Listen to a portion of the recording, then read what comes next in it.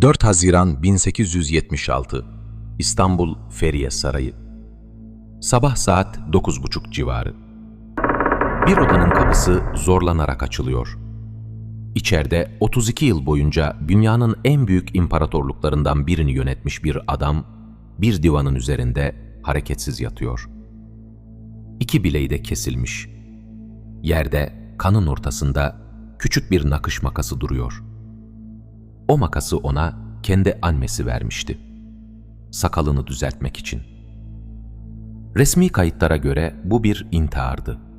Ama o odadan çıkan cesedin ardından 150 yıldır susmayan bir soru kaldı. Bir padişah iki bileğini birden kesebilir mi?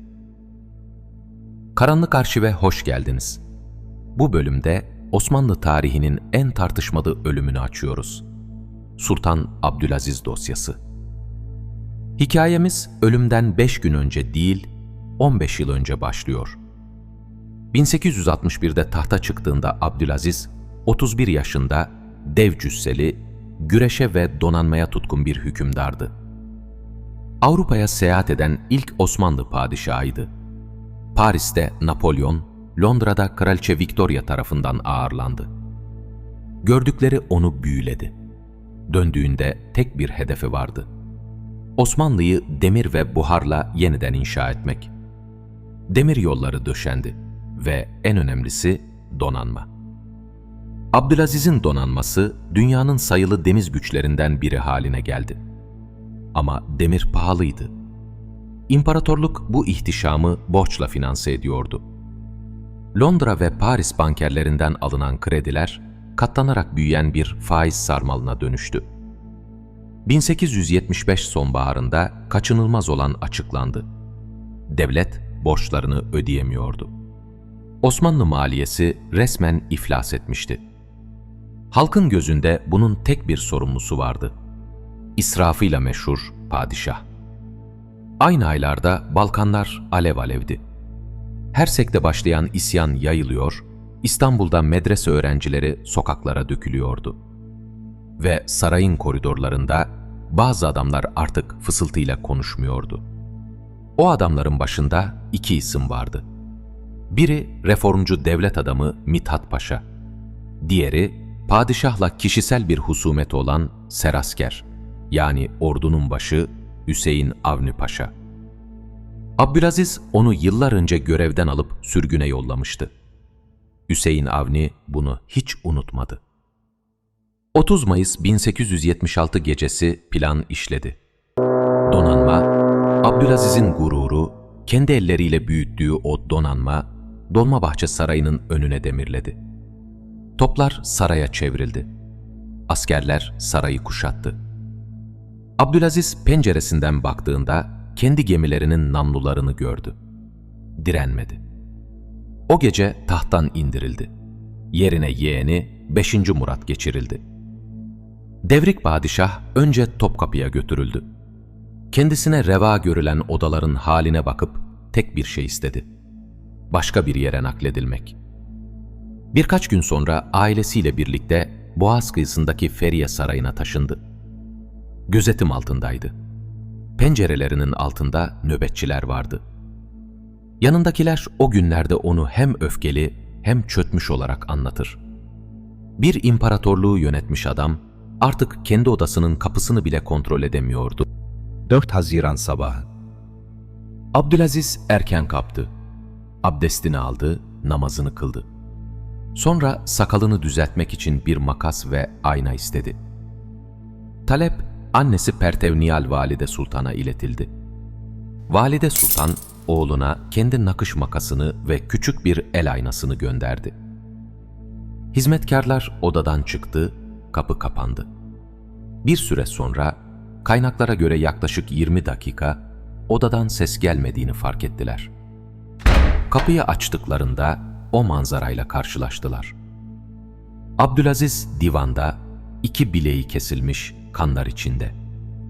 Hala nefes aldığını söyleyenler oldu. Ama kimse müdahale etmeye cesaret edemeden 45 yaşındaki devrik padişah öldü. Cesedi bir perdeye sarılıp bir padişah için akıl almaz bir muameleyle yakındaki karakolun kahve ocağına taşındı. Aynı gün aralarında yabancı elçilik hekimlerinin de bulunduğu 19 doktor cesedi gördü. Ama dikkat edin, çoğu cesedi sadece uzaktan, giysili haliyle inceleyebildi. Tam bir otopsi hiçbir zaman yapılmadı. Rapor, ölüm nedenini bilek damarlarının kesilmesine bağlı kan kaybı olarak yazdı ve resmi sonuç ilan edildi. İntihar. Dosya kapandı. Ya da öyle sanıldı. Çünkü sorular hemen başladı. Birincisi ve en büyüğü, iki bilek meselesi. Sağ elinizle sol bileğinizi kesebilirsiniz. Ama kesilen damarlarla, kanayan o elle, makası öbür ele geçirip ikinci bileği de kesmek mümkün mü? Dönemin bazı hekimleri bile bunun olağan dışı olduğunu kaydetti. İkincisi, neden ona makası verdiler? İntihar riski taşıdığı düşünülen, gözetim altındaki bir devrik padişaha kesici alet vermek, ya ölümcül bir ihmaldi ya da bir davetiye. Üçüncüsü, tanıklıklar. Eşi Neşerek kadın, ölümüne kadar bunun cinayet olduğuna inandı. Saray çevresinden bazı tanıklar, ilerleyen yıllarda pencereden giren adamlardan, boğuşma seslerinden bahsedecekti. Bu ifadeler ne kadar güvenilir? İşte tam burada hikaye karanlıklaşıyor. Çünkü olaylar durmadı. Ölümden sadece 11 gün sonra Çerkes Hasan adında genç bir subay, Abdülaziz'in kayınbiraderi, elinde silahlarla bir konağın kapısından içeri daldı. İçeride kabine toplantı halindeydi. Hedefi doğrudan Hüseyin Avni Paşa'ydı. Askeri orada toplantı masasının başında vurdu. Darbenin askeri beyni darbeden 3 hafta sonra ölmüştü. İstanbul'da artık herkes aynı şeyi soruyordu. Bu bir intikam mıydı?